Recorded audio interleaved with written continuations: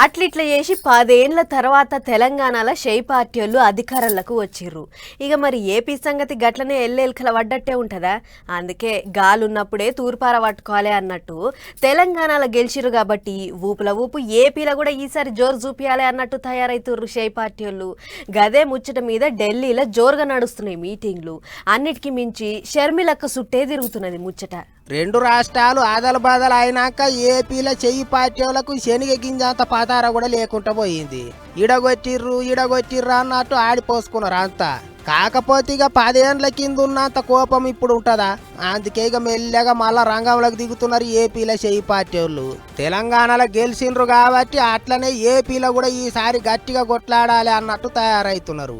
ఢిల్లీలో పెద్ద మనుషులు అంతా కూకొని ఏపీ ఎలక్షన్ల గురించి మాట ముచ్చట చేసుకున్నారు.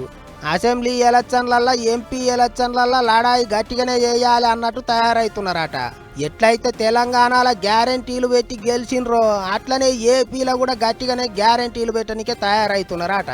ప్రత్యేక హోదా ముచ్చట కూడా చెప్పేటట్టే ఉన్నారట. అన్నిటికీ మించి ఏపీలో చెయ్యి పార్టీని ఎలుగుల చేస్తేందుకు షర్మిలక్కను రంగంలోకి దించుతున్నారా అన్నదే ఇప్పుడు పెద్ద ముచ్చట అయింది. షర్మిలక్క షరీకు మీద రేపో మాపో పెద్ద మనిషి కరిగేసారు నిర్ణయం తీసుకుంటాడు అన్నట్టు చెప్తారు చెయ్యి పార్టీ లీడర్లు. ఇప్పటికే ఢిల్లీకి పిలిపించుకొని మాట ముచ్చట కూడా చేసిర్రాట. అంతా అనుకున్నట్టే అయితే ఇక ఏపీ చెయ్యి పార్టీల షర్మిలక్క చక్రం ఇప్పుడు సురువు అవుతుంది. అన్న జగనాల్ సార్తోనే చెల్లెలి పోరాటం సురువు అవుతుంది అనుకుంటారు అందరూ. ఇంకో దిక్కు సైకిల్ పార్టీ వాళ్ళు ఫ్యాన్ పార్టీ వాళ్ళు కూడా ఎలక్షన్ల కొరకు గట్టిగానే తయారైతున్నారు. లీడర్లను మార్చుకుంటా జగనాల్ సారు పీకేతోని సైకిల్ పార్టీ వాళ్ళు తీరు ప్లానింగులు వేస్తున్నారు. జనవరిలో ఏం తక్కువ 25 జాగల్లో 1,00,000 మందితో మీటింగులు పెట్టాలని చూస్తున్నాడట చంద్రాల్ సారు.